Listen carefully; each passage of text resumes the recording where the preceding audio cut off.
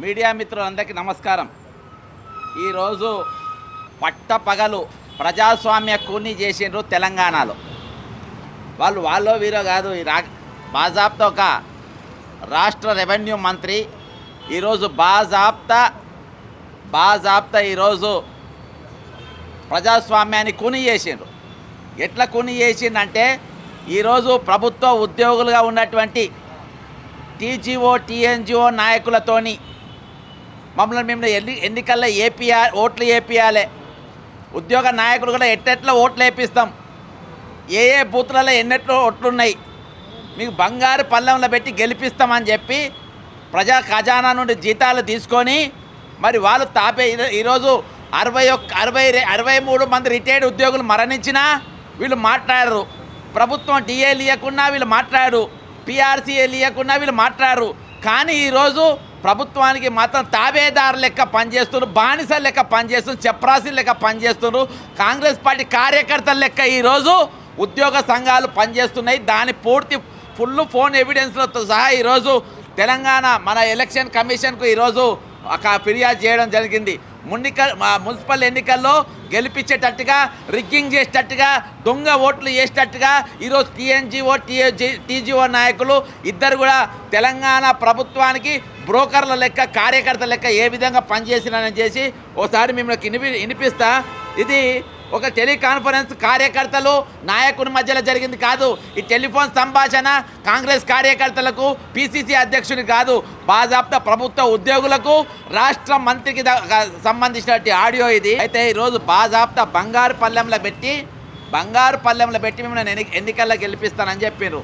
నా డిమాండ్ ఏంటంటే ఇవాళ ఏ డిమాండ్తో ఇచ్చిందంటే, ఓ ప్రజాస్వామ్యాన్ని కూనీ చేసినటువంటి వ్యక్తికి ఈరోజు ఫ్రీ అండ్ ఫెయిర్గా ఎలక్షన్ జరగాల్సిన పరిస్థితిలో ఈరోజు రాష్ట్ర మంత్రి, రెవెన్యూ మంత్రిగా ఉన్నటువంటి వ్యక్తి ఈరోజు ఏ విధంగా రిగ్గింగ్ చేయాలి, ఏ విధంగా దొంగ ఓట్లు వేపియాలి, ఏ బూత్లలో ఎట్లెట్లా ఓట్లు వేపియాలో ఈరోజు బాజాబ్తా సంభాషణ ఏదైతే చేసిండో ఆ వీడియో మొత్తం కంప్లీట్గా వైరల్ అయింది.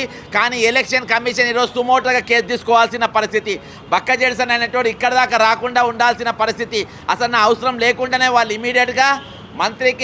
ఇమీడియట్గా నోటీసులు ఇచ్చి ఈరోజు కేంద్ర ఎన్నికల కమిషన్కు ఒక మంత్రి ఈ విధంగా వ్యవహరించిన పంపి, అంతేకాకుండా ఈరోజు ఈ సంభాషణ చేసినటువంటి ఉద్యోగ నాయకులను వీళ్ళ కింద ఎవరెవరు మరి ఈ స్కామ్లలో పాల్గొంటున్నారు, ఎవరెవరు ఈ రిగ్గింగ్కు పాల్గొంటున్నారు, ఎంతమంది ఉద్యోగులు మరి ఈ విధంగా ఎలక్షన్ డ్యూటీ చేయబోతున్నారో వాళ్ళందరినీ ట్రేస్ అవుట్ చేసి తక్షణం డిస్మిస్ చేయాలి. సస్పెండ్ కాదు, డిస్మిస్ చేయాల్సిన అవసరం ఉంది. కానీ ఆ విధంగా ఈరోజు ఎలక్షన్ కమిషన్ చేయకుండా ఈరోజు ప్రభుత్వానికి మీరు మద్దతు లెక్క పనిచేస్తున్నట్టుగా ఈరోజు బాజాబ్తా కనబడతా ఉంది. ఎందుకంటే వీళ్ళు కూడా ప్రభుత్వ ఉద్యోగులే కదా, ఇక్కడ ఉన్నోళ్ళు ఏం ఆకాశంకి వెళ్ళి ఊడిపడ్డోళ్ళు కాదు కదా. ఇవాళ నేను అన్ని ఫోన్లలో ఎక్కడ చూసినా ఇది నడుస్తూ ఉంటే ఇవాళ దాకా ఎక్కడ కూడా వీళ్ళపైన యాక్షన్ లేదు. కాబట్టి ఈరోజు ఎలక్షన్ కమిషన్ వెంటనే వీళ్ళపైన మరి అందరినీ డిస్మిస్ చేయాలి. అంతేకాకుండా ఈరోజు గత ఎన్నికల్లో చేసిన మాదిరిగానే ఈ ఎన్నికల్లో కూడా చేస్తారంట. అంటే మన గ్రామ పంచాయతీ ఎన్నికల్లో కూడా వీళ్ళు మొత్తం దొంగ పనులు చేసినదాకే ఉదాహరణ పొంగిలేటి శ్రీనివాసరెడ్డి అనేటోడు ఒక్క నిమిషం కూడా నీకు ఆ మంత్రి పదవుల్లో కూర్చోనికి అర్హత లేదు. నువ్వు ఏ పార్టీ ఎక్కడ అధికారం ఉంటే ఆ పార్టీకి సంచులు వేసుకొని తిరుగుతూ ఉంటావు, ఎక్కడ రూలింగ్ ఉంటే అక్కడ పోతూ ఉంటావు, ఎక్కడ పచ్చకుంటే అక్కడ నిలబడుతూ ఉంటావు.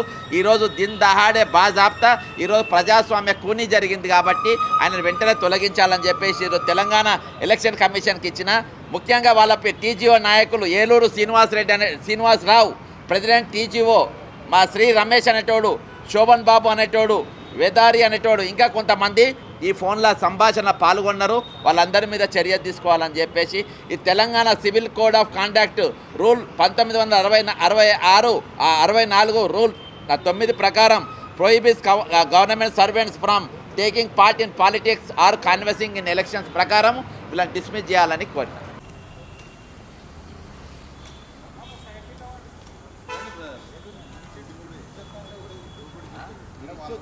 అంతే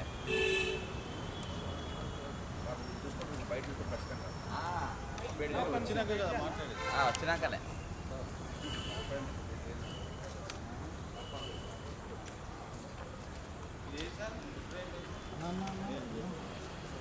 ఏంలే పొంగిలేటి ఫోన్ల యూనియన్ లీడర్లకు మా ఓట్లు అయిపోయిందని చెప్పాను. దాని మీద అది వీడియో ఎవిడెన్స్, ఫోన్ ఎవిడెన్స్ అన్నీ ఉన్నాయి. అవన్నీ పెట్టి